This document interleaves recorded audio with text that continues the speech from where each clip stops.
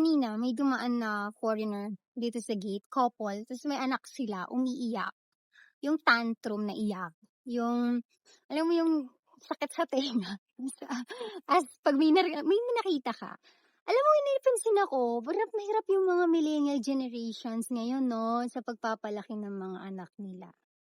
Parang nawala kasi yung tough love. Paano kaya tayo magiging creative 'no? Kasi I just posted recently, yung cycle kasi nung kami, military kasi, dictatorship kasi yung mama ko.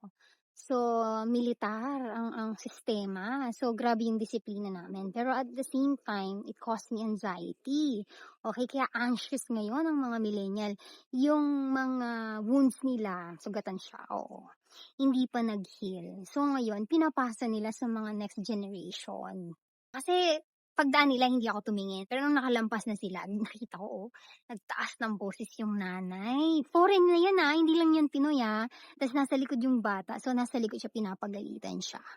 Tas tahimik lang yung husband. Puti yan mga western yan pero nakita ko yung parents, parang ka-age ko, nasa 30. So, I think I'm calling out millennials to be more creative and learn more focus more on yourself. Heal, communicate, go for therapy, counseling.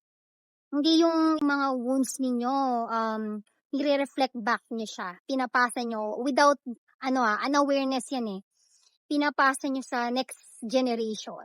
Oo, reflect back.